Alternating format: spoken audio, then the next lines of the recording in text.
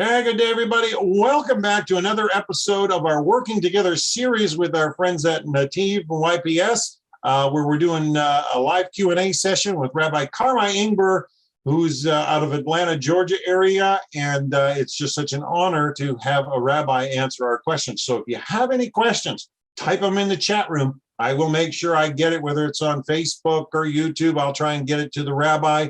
But we're joined by many people in the Zoom room on Nativ's Zoom room, which Rod Bryant's not going to be with us today. So let's just jump right in and see how the rabbi's doing. So yeah.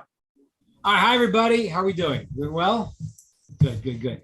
So I want to I'm going to say again a little, as we've been doing, I say a short idea, and then we'll talk about that and anything else you want to talk about. So I want to just give a little bit of a discussion about one of the 7 Noachide laws, which seems obvious, but in this current state that's going on in America and in the world, I think we need to reiterate this. And realize the flaws of what's going on. There's one of the seven Noachide commandments, seems fairly obvious. The idea of don't steal seems fairly obvious. Yeah, of course, it seems. But there is right now in America another pandemic, which is the theft pandemic. You know, breaking, what do they call it? Break and grab. I forgot they have the terms for it. People are stealing left and right. And I want to sort of get into the flaw of the understanding that is the root of theft. And God willing, if we understand this will give a deeper understanding to what we have to do in respecting other people's boundaries. So let's understand something. When you read the story in the Torah, the story of Joseph. So what's the story? Joseph is 17 years old. He's sold into slavery into Egypt, as you read the story there. And it says that the wife of his master was trying to seduce him. The wife of Potiphar, day in and day out, she was trying to seduce him.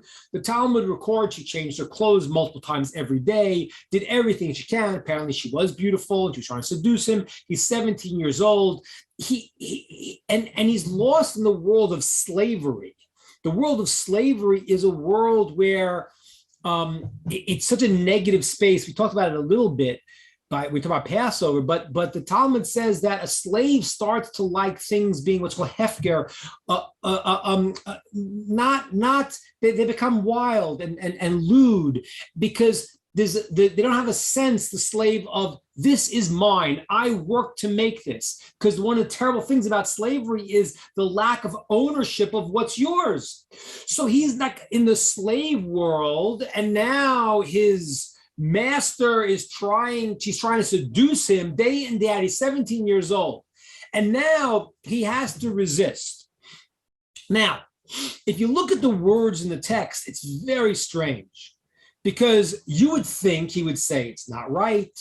You know, I'm a religious person. It's adultery. It's terrible. That's what I would think he would say.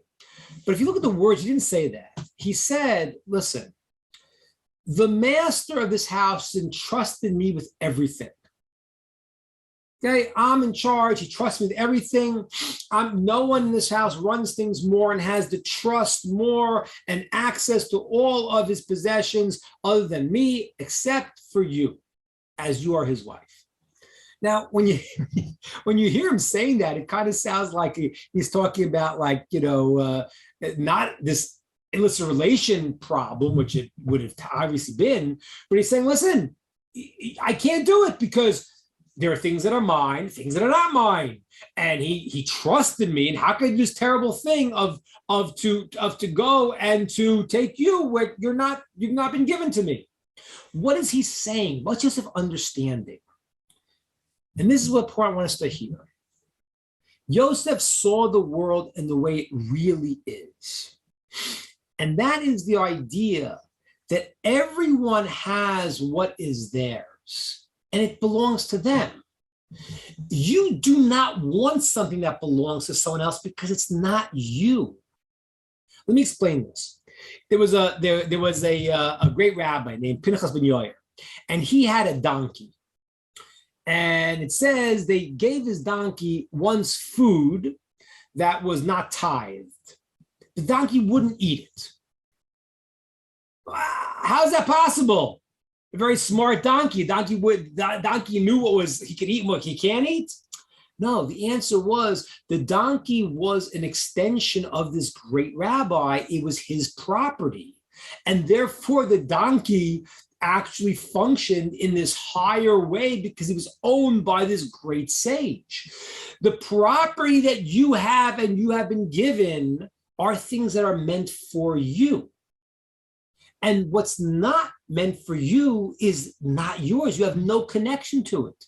Yosef was saying to her, I can't even see you. You're not my world. If a man's wife is his wife, it's his wife. It's to her husband. What does that have to do with me? If you own something, that's yours. That's your part. If a person goes and acquires something inappropriately, illegally, it's not just that they're doing this terrible act of stealing. They're destroying the proper boundaries of the world. What if I would take something unjustly? It doesn't only mean that the thing that I have I don't own. It means everything I have is not really mine, because the things that I'm supposed to own are supposed to be what I have earned, what I have been given, what God says is for me, and what you have is supposed to be yours. And when you break that boundary, the whole thing falls apart. That's why it says there are different kinds of people. And there's 4 kinds of people, it says. There are those that say, what's mine is mine, and what's yours is mine. And that, the sages say, is an evil person, because his eye looks and says, everything I'm trying to subsume into myself. That person's evil. There's a high level, a righteous person that, well, you do what the person says, listen, what's yours is yours. And what's mine, I look to share with you. Not that you take it, but I look to give, because it's crucial. One of the switches in life is to try to change. We're all naturally takers. We take. That's what we do. When we're babies, when the baby is, 1 day old, it doesn't say, oh, my mother is tired, maybe I shouldn't cry now, because we are born to this world as takers. We want to nurse, The job in life is to become a giver. That's why in Hebrew, the word giving is the same word as ahava, as love. Yahiv is to give, hav is to give. Same word as to love. Why is that? Because we make a mistake. We think the people that I love is what I get. That's our natural state. The deeper meaning is that as I give to someone, I invest in someone, I love them more. That's why the child that you're working with, and it's so difficult, at a certain point you feel tremendous love because you've taken yourself and invested it in the other person. So there are those that all want to take what they get from you. There are those that say, listen, you have yours. I don't want to take your things. It belongs to you. But I want to find a way that mine can be yours too, and I can give you. Those are 2. Now, there's 2 other types of people. This one's a very tricky one. This one is a little bit like in America today. It says, mine is mine and yours is yours. Now, what is that? Is that a good person or a bad person? So the conclusion is that person is 2 different explanations. One is called he's an average person because he doesn't take what doesn't belong to them. Yours is yours, mine is mine. Another explanation is this is called the trait of Sodom. Because you still, if you're so separate from other people that theirs is theirs and yours is yours, it's good you have boundaries. But if you're not trying to help people at all, that could be a very dangerous quality. And then there's the 4th category of people that say, what's mine is yours, and what's yours is mine. Now, what do you call that? That's the big movement today in the world. And that's the root of the theft problem that's happening in America. Because it's not really yours, it belongs to everyone. It belongs to, it's okay. It's not really, you don't really own it. So yours is mine, mine is yours. What is that called? The Talmud says that's called an ignoramus, a fool. A person that doesn't understand the boundaries. Once I break the boundaries and what's yours is not yours, then what's mine is not mine either anymore. And that's why the idea of theft doesn't mean don't go rob a bank. Of course not. But it means to understand that another person has their value. They are a separate entity from you, and you must respect that and everything that's in their orbit, because the things you own are really meant for you. God is giving you things in the world to accomplish with what he's giving you. It's not random. If you have something, this means this is relevant to who you are as a person and what you need to accomplish, both in terms of your body, your qualities, and in terms of your possession. And therefore, the commandment, the commandment not to steal is not just a question of doing a terrible act of theft. It's an encroachment on another person's space in any way that you don't recognize and respect that theirs is theirs and it's not you. People want to just expand themselves. I want every, that's not what it is. There's another person. And once I respect what is theirs is really theirs, and like Joseph says, how could it be relevant to me? Joseph